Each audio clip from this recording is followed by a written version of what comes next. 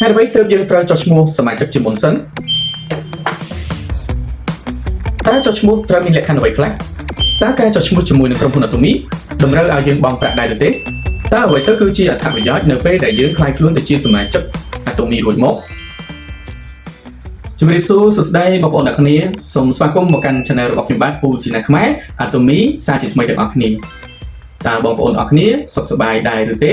ខ្ញុំសង្ឃឹមថាបងប្អូនអ្នកគ្នានឹងសុខសប្បាយទាំងអស់គ្នាបងប្អូនអ្នកគ្នាបន្ទាប់ពីយើងបានជួបគ្នាជាមួយនឹងវីដេអូភាគទី1ភាគទី2រួចមកអញ្ចឹងនេះគឺជាវីដេអូភាគទី3របស់ខ្ញុំ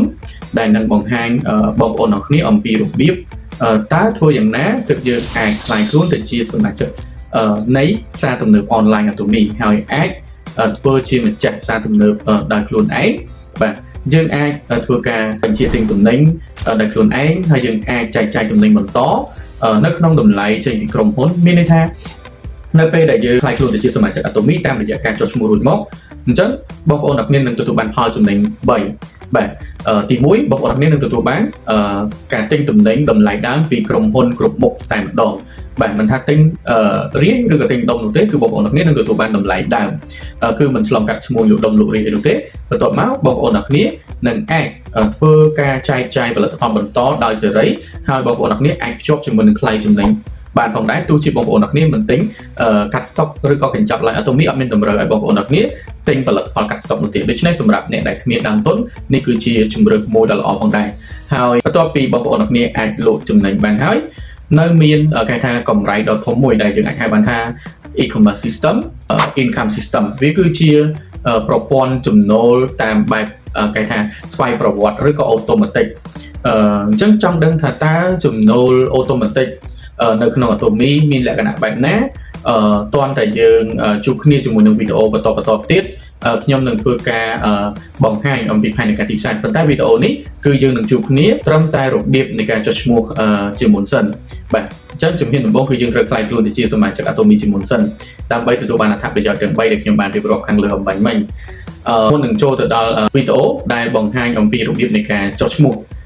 ខ្ញុំសូមឲ្យបងប្អូនទាំងអស់គ្នាជាពិសេសគឺអ្នកថ្មីដែលមិនទាន់បានចុច Subscribe សូមធ្វើការចុច Subscribe ដើម្បីកុំឲ្យរំលងនៅវីដេអូ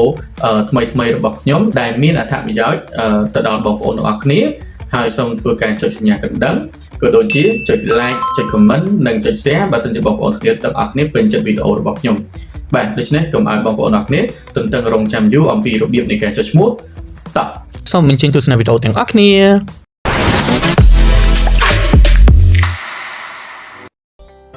របៀបចុះឈ្មោះជាសមាជិក Atomy កម្ពុជាតាមរយៈទូរស័ព្ទជំហានទី1បងប្អូនទាំងអស់គ្នាត្រូវ download app Atomy តាមរយៈ App Store ឬក៏ Play Store ជំហានទី2សូមចុចលើពាក្យថា Menu នៅផ្នែកខាងក្រោមជំហានទី3សូមចុចលើពាក្យចូលប្រើប្រាស់បន្ទាប់មកបញ្ចូលលេខសម្គាល់និងលេខសម្ងាត់រួចចុចលើពាក្យចូលប្រើប្រាស់ជំហានទី4ចុចលើពាក្យការចុះឈ្មោះជ្រើសរើសការចុះឈ្មោះជាជនជាតិខ្មែរជ្រើសរើសទាំងអស់សូមចុចពាក្យថាបន្ទាប់សូមបញ្ចូលព័ត៌មានសមាជិកថ្មីនៅចំណុចទី5តាមរយៈអត្តសញ្ញាណប័ណ្ណនិងការណែនាំនៅក្នុង app បញ្ចូលក៏បានអត់ក៏បានសម្រាប់ email រួចហើយសូមធ្វើការចុចពាក្យបន្ទាប់ជំហានទី6សូមបងប្អូនចុចលើពាក្យបាតចាស់ហើយសូមចុចពាក្យបន្ទាប់បញ្ចូលលេខអ្នកណែនាំរួចចុច research ហើយចុចពាក្យបញ្ជាក់បន្ទាប់មកប្រព័ន្ធនឹងបង្ហាញអំពីរចនាសម្ព័ន្ធអ្នកថ្មីចុចបន្ទាប់ជំហានទី7ហើយត្រួតពិនិត្យទៅលើអ្នកណែនាំនិងសម័យខ្លួនយល់ព្រមលើព័ត៌មានដែលបានចុះចុចលើពាក្យការចុះឈ្មោះត្រូវបានបញ្ចប់នោះយើងនឹងទទួលបានលេខសម្គាល់សមាជិកថ្មី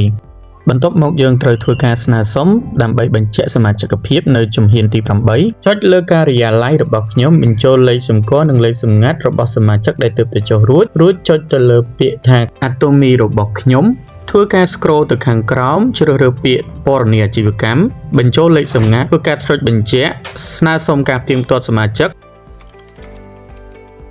ចុចលើពាក្យ file ឬក៏ឯកសារបន្ទាប់មកចូលទៅក្នុង gallery ជ្រើសរើសរូបថតអត្តសញ្ញាណប័ណ្ណដែលបានត្រៀមទុករួចចុចពាក្យថារួចរាល់ឬក៏ពាក្យថា done ហើយសូមចុចពាក្យបញ្ជាក់នោះការចុះឈ្មោះជាសមាជិកភាពនឹងត្រូវបានរួចរាល់ចុងក្រោយខ្ញុំបាទពូស៊ីណាខ្មែរក៏សូមគោរពអរគុណសម្រាប់ការតាមដានទស្សនារបស់បងប្អូនទាំងគ្នាក៏ដូចជាការគាំទ្រសូមធ្វើការចុច Subscribe សម្រាប់អ្នកដែលមិនទាន់ធ្វើការចុច Subscribe ហើយសូមធ្វើការចុច like ក៏ដូចជា comment បាទបើសិនជាពេញចិត្តហើយខ្ញុំនឹងព្យាយាមក្នុងការបង្កើតវីដេអូប្រភេទបែបនេះដែលមានអត្ថប្រយោជន៍ចែកជូនទៅកាន់បងប្អូនទាំងអស់គ្នាដើម្បីទទួលបាននៅឱកាសល្អទាំងអស់គ្នាផងដែរបាទសូមអរគុណសូមគោរពជម្រាបលាជួបគ្នានៅវីដេអូក្រោយ